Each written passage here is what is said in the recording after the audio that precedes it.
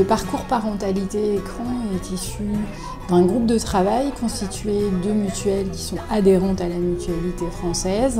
La première action, c'est une action de sensibilisation avec des parapluies écrans qui ont pour but de sensibiliser à la thématique, d'informer les habitants de manière ludique.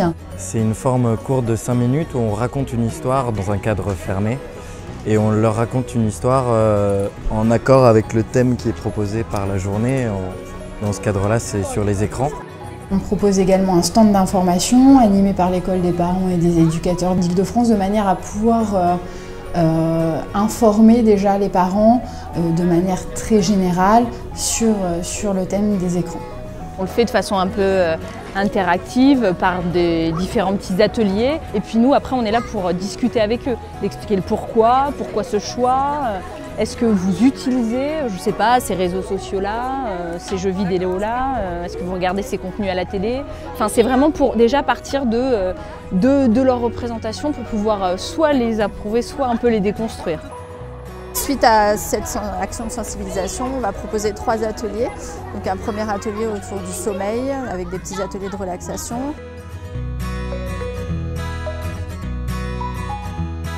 L'idée, c'est d'aborder la thématique, de donner des informations, mais aussi de donner des stratégies, des conseils pour favoriser l'endormissement de l'enfant. On est content, parce qu'on va bien dormir le soir.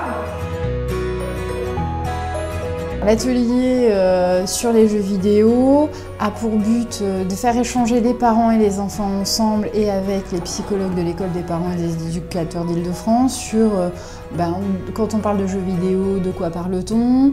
Alors sachez, parents, enfants, qu'il y a un faible pourcentage d'enfants ou d'adolescents qui sont, on dit, addicts aux écrans. Quels sont les âges conseillés? Comment peut-on évoquer la question des jeux vidéo, du temps passé devant les jeux vidéo entre parents et enfants?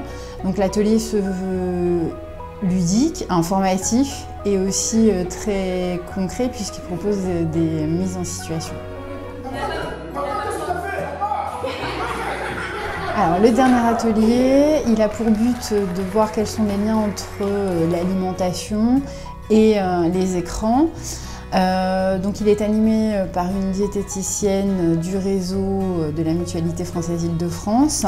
La chose principale, c'était de permettre aux enfants et aux parents de se retrouver autour d'un moment à partager ensemble, autour de l'alimentation et de fédérer un petit peu tout le monde. Et deuxièmement, c'était aussi l'occasion de discuter sur les habitudes alimentaires et les habitudes face aux écrans.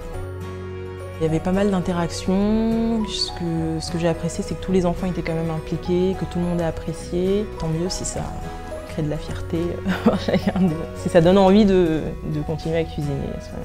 Le parcours parentalité écran, il fonctionne parce qu'il est ancré sur un territoire, parce qu'il est mis en place en partenariat avec une ville, avec une structure de proximité, dans laquelle les parents ont l'habitude de se rendre.